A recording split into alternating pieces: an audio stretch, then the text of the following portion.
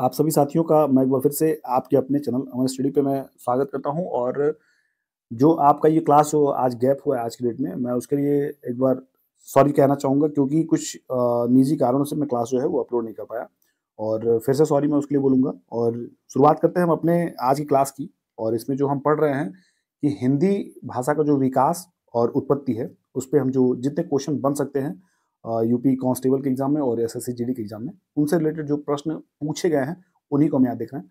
तो अभी हम इसके पहले जो है सोरसैनी अपभ्रंश से, मागधी अपभ्रंश से और अर्ध मागधी अपभ्रंश से जो है हम कुछ क्वेश्चन जो थे अपने पुट ऑफ किए थे। और नेक्स्ट जो क्वेश्चन है जो आपके स्क्रीन पे देख पा रहे होंगे आप, 22वां नंबर प्रश्न, वो पश्चिमी हिंदी यानी कि खड़ी बोली ब्रजभाषा, जिसमें हरियाणवी, कन्नौजी एवं बुंदेलखंडी जो मतलब मेन जो मुख्य भाषाएं हैं पश्चिमी हिंदी के, उन पे हम जो प्रश्न हो सकते हैं वो मैक्सिमम प्रश्नों को यहाँ करने का प्रयास करते हैं। तो चलिए शुरुआत करते हैं अपने क्लास की। जो भी चैनल पे नए हों या पहली बार आए हों, चैनल को सब्सक्राइब करेंगे, साथ ही बेल आइकन प्रेस करिए और अपने सभी साथियों को इन क्लास को शेयर करिए जिसको जरूरत हो। चलिए क्लास की शुरुआत करते हैं 22वें क्वेश्चन के साथ। 22वां क्वेश्चन आपके सामने है कि हिंदी का मानक रूप किस भाषा से विकसित हुआ है। देखिए ऐसे प्रश्न जो है आप 21 क्वेश्चन तक आप पढ़े हैं कि हिंदी का जो मानक रूप है आप भी जानते हैं खड़ी बोली से विकसित हुई है।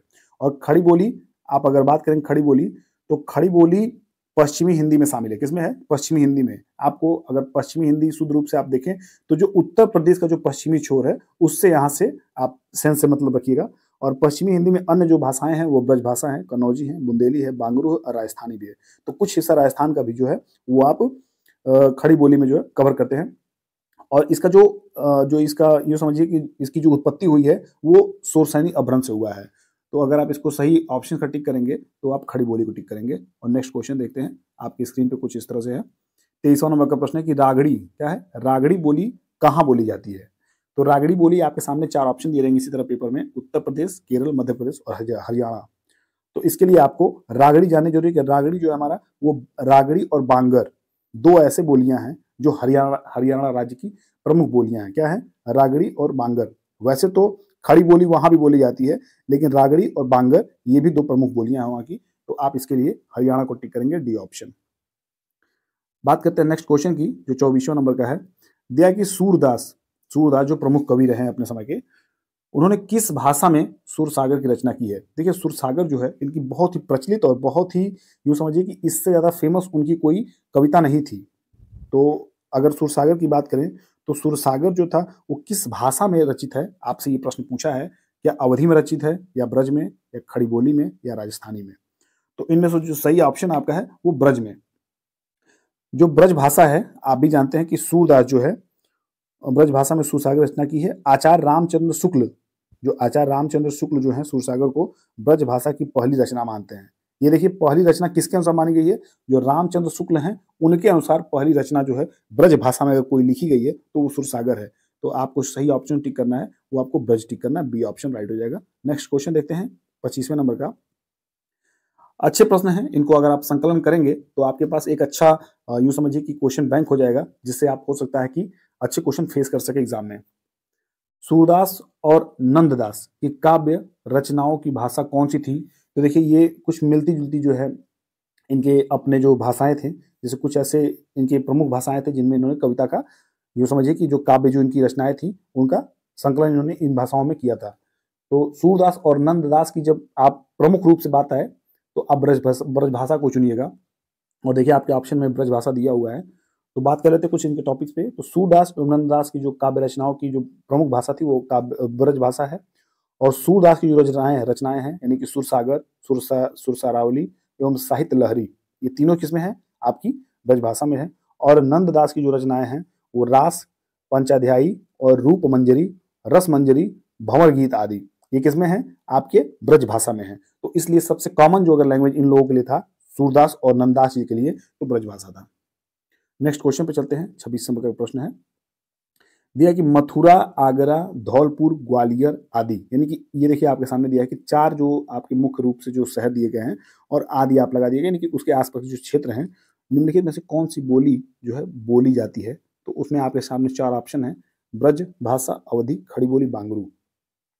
तो देखिए जब भी आप सीधा से समझिएगा, मथुरा में अगर बात करें तो आपका जैसे मथुरा आ गया, आगरा आ गया, आप और कुछ मत देखिए, वैसे तुरंत आप ब्रज भाषा को टिक करिए। वजह क्या है कि जो आपके ब्रज भाषा का जो केंद्र है ना, वो मथुरा को ही माना जाता है। क्या माना जाता है?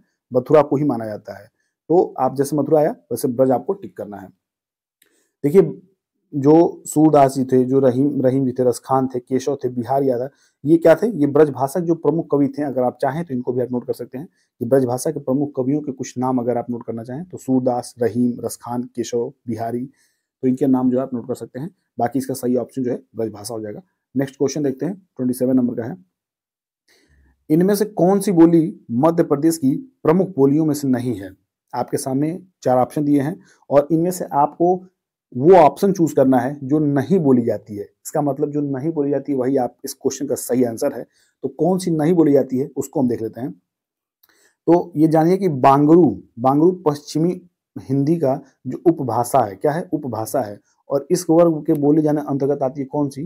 जैसे बांगरू को हरियाणवी अथवा हरियाणवी भी कहते हैं, हरियाणी अथवा हरियाणवी भी कहते हैं। तो याद रखिएगा कि यह हरियाणा राज्य की बोली है, शेष बोलियां जो हैं मध्य प्रदेश की हैं।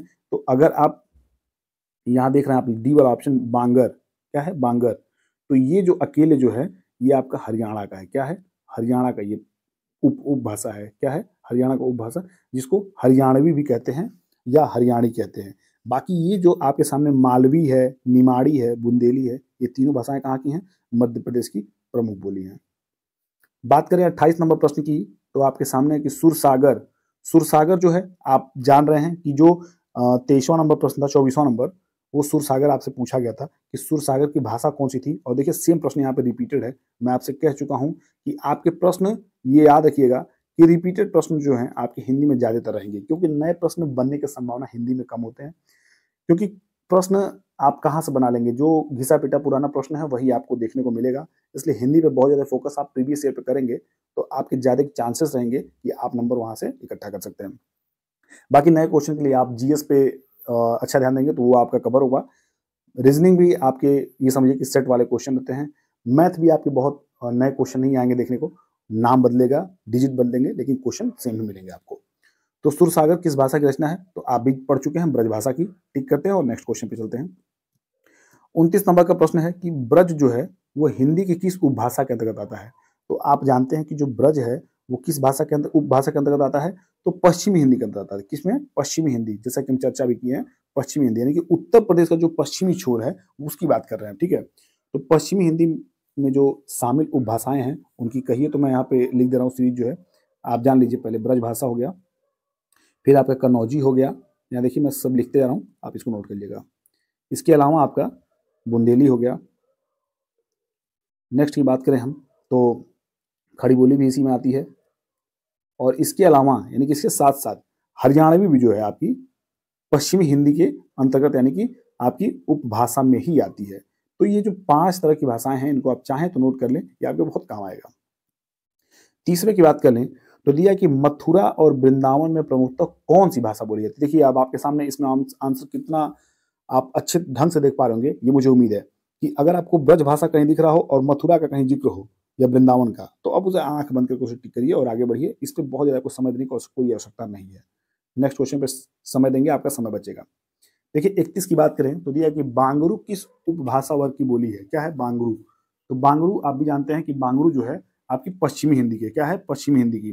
जैसे बांगरू को हरियाणवी भी कहते हैं। तो मैं इसको 2 क्वेश्चन पूर्व जो है बता चुका हूँ कि पश्चिमी हिंदी में जो है आपकी हरियाणवी भी आती है। क्या आती है? हरियाणवी भी आती है। तो हरियाणवी भाषा भी किसको कहते हैं? तो हरियाणवी जो है बांगरू को कहते हैं। नेक्स्ट की बात करें 32 नंबर का, देखिए 32 नंबर क्या है कि हरियाणवी या बांगरू बोली किस अपभ्रंश से विकसित है। देखिए ये प्रश्न थोड़ा अलग हो गया कि अगर आपको पूछा जाए कि हरियाणवी या बांगरू दोनों एक ही है, जो बोली है ये किस अपभ्रंश से विकसित हुई है, तो आपको इसका सही अपभ्रंश चुनना पड़ेगा।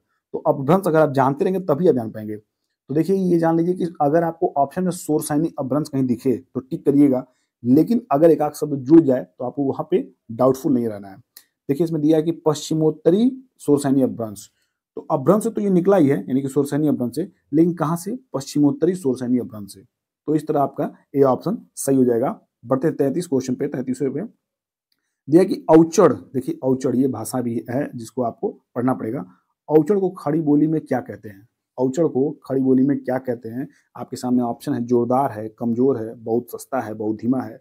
तो औचड़ को जो है खड़ी बोली में जोरदार कहते हैं। यार ये बहुत गजब यार, क्या गजब, मतलब जिसे आप वहाँ खड़ी बोली में, तो खड़ी बोली में जोरदार शब्द को औचड़ बोलते हैं, ठीक है? तो इसको आप समझिएगा कि आपसे ऐसे प्रश्न पूछे जा सकते हैं, ऐसे प्रश्न वहाँ नए देखने को मिलेंगे। बाकी जो चीज़ें वो सेट है पहले से, उनके अलावा आपको शायद ही हो सकता है कि नए देखने को मिले। बाकी आप ये ऑप्शन टिक करिए और नेक्स्ट क्वेश्चन की तरफ बढ़ते हैं, 34वें नंबर प्रश्न की तरफ। आपके सामने 34वां नंबर प्रश्न है कि औते रहेंगे, क्या है? औते रहेंगे। देखिए ये भाषा का छोटा-सा अंग है। औते रहेंगे को खड़ी बोली में क्या कहते हैं? आपके सामने है, दूसरी जगह रहेंगे, आते ही रहें, जाते ही रहेंगे या जाते रहें। तो औते रहेंगे का क्या मतलब होता है? अगर आपसे पूछा जाए तो आप आते ही रहे को टिक करिएगा, क्योंकि इसका मतलब ये होता है आते ही रहें। और बात करें 35वें प्रश्न की, जो आपकी स्क्रीन के सामने कुछ इस तरह से है। ईर्खा, ईर्खा को खड़ी बोली में क्या कहते हैं? ईर्खा को खड़ी बोली में क्या कहते हैं? तो ईर्ष्या, क्या कहते हैं? खड़ी बोली में ईर्खा को ईर्ष्या कहते हैं। इन सब प्रश्नों में बहुत ज़्यादा आपको जोर नहीं देना है, क्योंकि इनके चांसेस कम होते हैं पेपर में आने के। देखिए होन, यहाँ देखिए होन आपसे पूछा कि होन को खड़ी बोली में क्या कहते हैं? तो होन को खड़ी बोली में क्या कहते हैं? देखिए आपका जहाँ, तहाँ, यहाँ, वहीं। होन का क्या हो जाएगा? होन का हो जाएगा वहाँ। क्या हो जाएगा? वहाँ। आपके सामने देखिए जो डी वाला ऑप्शन है कि वहाँ जो है, यहाँ वहीं कर दिया गया, थोड़ा-सा प्रिंटिंग में फॉल्ट हो गया, वहाँ होगा। क्या होगा? यहाँ वहाँ हो जाएगा। तो इस तरह जो डी ऑप्शन है वो आपका राइट हो जाएगा। होन को जो है वहाँ बोलते हैं खड़ी बोली में। 37वें प्रश्न की बात कर लें तो दिया है कि पश्चिमी हिंदी की सर्वाधिक प्रमुख बोली इनमें से कौन सी है? तो पश्चिमी हिंदी की अगर सर्वाधिक फेमस की बात कर लें, सर्वाधिक प्रमुख की बात कर लें, तो आपकी ब्रजभाषा है। और ब्रजभाषा से ज़्यादा किसी में आपको काव्य संकलन नहीं मिलेगा। आपको किसी की कोई कविता रचना जो है वो ब्रजभाषा के अलावा ज़्यादा किसी अन्य भाषा में नहीं मिलेगी। तो ब्रजभाषा को आप टिक करिएगा जब पश्चिमी हिंदी की बात आएगी। 38 की बात कर लें तो ब्रजभाषा का क्षेत्र कौन नहीं है? तो ब्रजभाषा का क्षेत्र देखिए जब आप पढ़े रहेंगे तभी आप जान पाएंगे, ऐसे आप कुछ भी नहीं बता पाएंगे। तो इसके लिए पहले आपको जानना पड़ेगा कि ब्रजभाषा जो है वो आगरा में, मथुरा में, वृंदावन में, अलीगढ़ में, धौलपुर में, मैनपुरी में, एटा में, बदायूं में, बरेली में और उसके आसपास के जो क्षेत्र हैं वहाँ बोले जाते हैं। तो अगर आप ध्यान से देखिए तो जितने मैंने आपको ऑप्शन बताए हैं उनमें आपको धौलपुर भी देखने को मिलेगा, उनमें आपको मथुरा भी देखने को मिलेगा, आगरा मिलेगा। बात करें सरगुजा की तो सरगुजा जो है वो आपको इससे भिन्न है, इसलिए सरगुजा को आप टिक करेंगे और नेक्स्ट क्वेश्चन पर बढ़ेंगे। 39वां नंबर का आपके सामने दिया कि ब्रजभाषा है, तो ब्रजभाषा क्या है? तो ब्रजभाषा जो है वो पश्चिमी हिंदी है। क्या है? पश्चिमी हिंदी है। देखिए पूर्वी हिंदी मत टिक करिएगा, पश्चिमी हिंदी टिक करिएगा। बिहारी हिंदी में जो लोग आजमगढ़, गोरखपुर, गाजीपुर, बलिया, यूँ समझिए कि मऊ आसपास के जो शहरों से जो आते होंगे वो अपने बिहारी हिंदी टिक करेंगे, क्योंकि यहाँ जो है वो भोजपुरी बोली जाती है। तो भोजपुरी में आप बिहारी टिक कर सकते हैं। फिर बात करते हैं हम इस क्लास के लास्ट क्वेश्चन की, 40वें क्वेश्चन की। दिया कि ग्वालियर की बोली क्या है? आपको पता होना चाहिए ग्वालियर जो है हमारा ये मध्य प्रदेश में पड़ता है। क्या है? ग्वालियर जो है हमारा मध्य प्रदेश में पड़ता है। तो ग्वालियर की बात करें तो ग्वालियर जो है यहाँ क्या बोली जाती है? देखिए ऑप्शन में बुंदेली है, ब्रजभाषा है, खड़ी बोली है, कन्नौजी है। तो जो बुंदेली है ना वो बुंदेलखंड की बोली है। कहाँ की है? बुंदेलखंड की। झांसी, जालौन, हमीरपुर और ग्वालियर जिले के पूर्वी क्षेत्रों में ये बोली जाती है। कौन सी बोली? बुंदेली, यानी कि जो बुंदेलखंड की प्रमुख बोली है। मध्य प्रदेश के दामोह, सागर, सिवनी, नरसिंहपुर जिलों में भी बुंदेली ही बोली जाती है। छिंदवाड़ा और होशंगाबाद तक के कुछ हिस्सों में यह बोली जाती है। ब्रजभाषा कन्नौजी और बुंदेली आपस में एक दूसरे से बहुत कुछ मिलती जुलती है। तो इस तरह आप जो ऑप्शन टिक करेंगे वो सारे कथनों के आधार पर बुंदेली टिक करेंगे और आपका ये राइट ऑप्शन हो जाएगा। और एक क्वेश्चन और इस क्लास को ही समाप्त करते हैं। तो कैसा लगा ये क्लास? आप सभी जो है अपने लाइक्स के साथ इस क्लास को रिव्यू करिएगा और अगर कोई दिक्कत रहेगी तो क्लास में कमेंट करिएगा, उसको जरूर देखा जाएगा। उस कमेंट को आपको फिर से आपको रिकमेंड किया जाएगा जो भी उस पर दिक्कतें होंगी आपकी। तो नेक्स्ट क्लास जल्दी आपके सामने होगी, तब तक इस क्लास का आनंद लीजिए और तैयार करिए अपने सारे क्वेश्चन को। और शुभकामनाएं आपके साथ है, पढ़ते रहिए, मस्त रहिए, स्वस्थ रहिए, अपना ख्याल रखिए और अपने परिवार का ख्याल रखिए। ठीक है, मिलते हैं अगली क्लास में, तब तक के लिए बाय बाय, टेक केयर।